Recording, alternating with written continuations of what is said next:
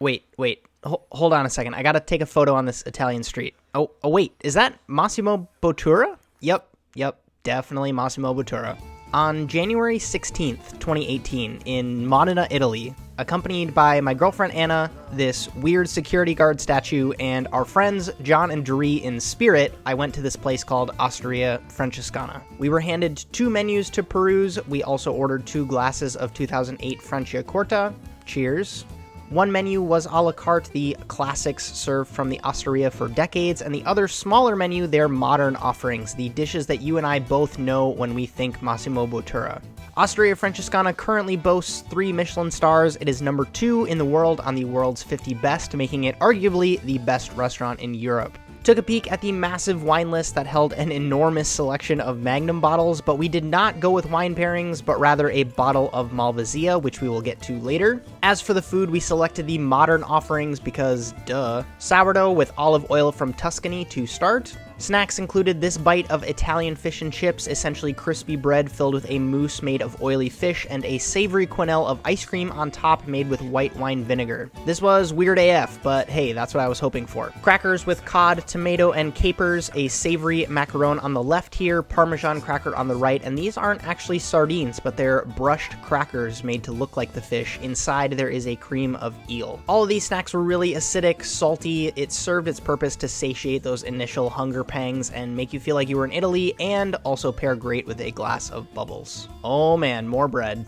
Then came a giant stack of these grissini sticks. Anna definitely liked those. First composed dish, a salad of lettuce, shrimp, octopus, cuttlefish, clams, mussels, and oysters, as well as some chips, all layered between the leaves. They finished it off by spraying it with a mix of seaweed and bergamot. Next up, a dish that fell short for me, Mediterranean sole prepared in 3 different ways. They told us this was to preserve the texture of the fish, but this was way too manipulated for me. It lost all the qualities you can expect from a beautiful fish. It's hard to describe, but it was almost dry, not my favorite. Then came rice, green over brown over black, each cooked in 3 different broths, vegetable, porcini mushroom, and cuttlefish ink respectively. They told us to mix it all up, but I tasted each one separately first. So different, mixed together produced something just as interesting. I was a big fan of this dish. Here comes that Malvasia, vintage from 2016, La Tosa's Sorriso di Cielo. This next dish was really interesting. I understood it, but it was not delicious. It was called Autumn in New York. It was different textures of apples, beet, potato, and finished with a dashi made from apples. The idea being to signify the feeling of being in New York in the fall, how it is such a melting pot. I'm not really sure why I didn't enjoy this dish. I feel like putting it in a different spot on the menu might have helped, but regardless, I like dishes that challenge. That's why you come to a place like Osteria Francescana.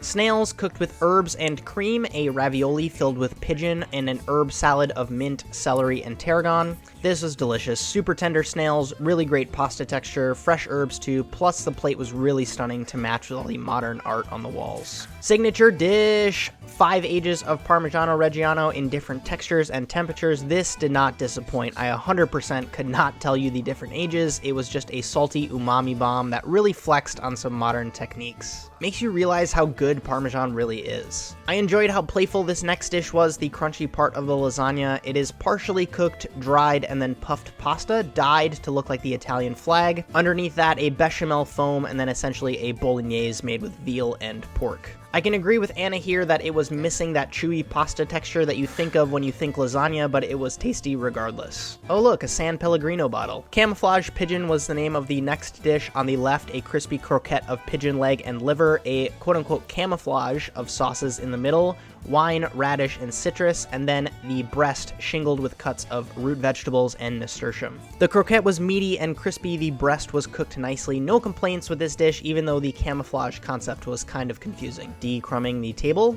A pre-dessert of cherries, tomato, and ricotta. I was not expecting to enjoy this as much as I did. This was insanely tasty. A milfouille of a milfouille was this next dish. Puff pastry with shingled layers of butternut squash, chocolate, and white truffle. Really good couple of bites. Signature dish! Oops, I dropped the lemon tart. It seems almost too simple of an execution, but I realize the 8 separate garnishes are a lot to prep. But the magic in this dish is the satirical nature of the presentation, so I naturally enjoyed it. Nutella macarons, cherry liquid explosion sweets, foie gras terrine with balsamic from Modena, almond and hazelnut, and then a tiny chocolate tart. Espresso on that really cool designed plate that we've seen 3 times in this meal now. And now I invite you to please enjoy this chat with Massimo Bottura.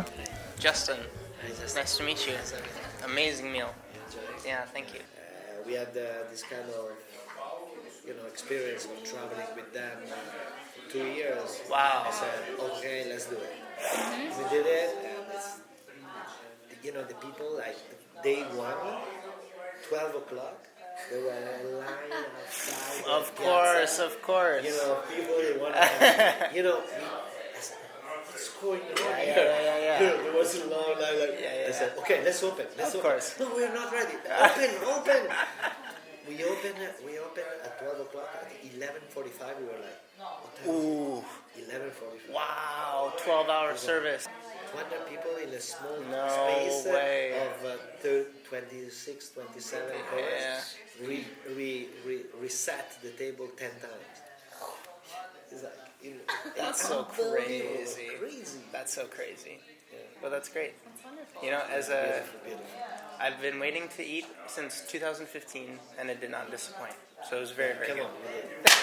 Thank you. It was very good. Very, very good. Thank you.